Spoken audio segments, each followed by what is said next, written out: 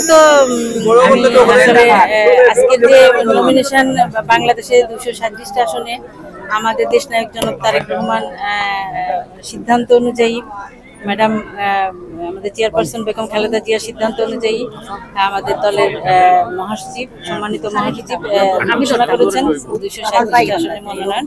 সেই মনোনয়নের মধ্যে আমি সিলেট 2 আসন একটি।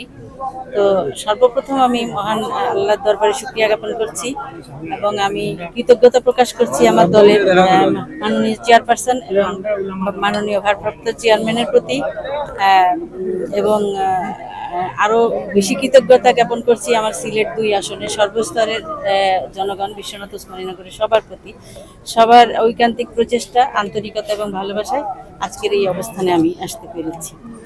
তো আমার আসলে এক করার ব্যাপারে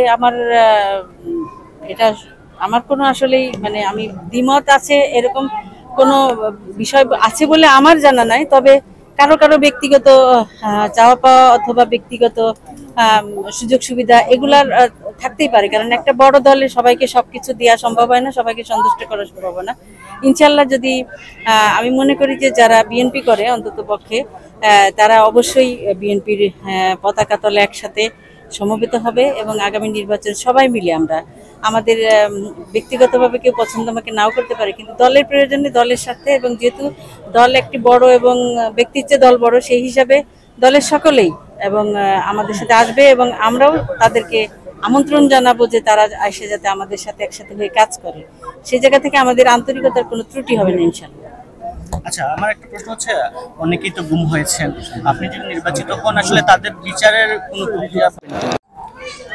গুমের বিষয়টি হচ্ছে আমরা তো আসলে 17 বছর ধরে গুমের ব্যাপারে বলে আসছি বিগত ফ্যাসিস্ট সরকার থেকেও। বর্তমান অন্তর্বর্তীকালীন সরকার গুমের জন্য আপনারা দেখেছেন একটি গুম কমিশন তো করেছেন এবং একটি ট্রাইব্যুনালে গুমটাকে আন্তর্জাতিক অপরাধ হিসাবে অন্তর্ভুক্ত করেছেন এবং সেই প্রক্রিয়া অনুযায়ী এখানে আমাদের যে তথ্য উপাত্ত আমরা জমা দিয়েছি ওনারা এটা দিয়ে কাজ করছেন এবং এখনো হয়তো কোনো কোনো জায়গায় ইয়েতে হচ্ছে, তাদের তদন্তটা হচ্ছে, আগাচ্ছেন। তবে খুব সন্তোষজনক হচ্ছে বলে, কারণ বিভিন্ন ধরনের তাদের সীমাবদ্ধতা আছে।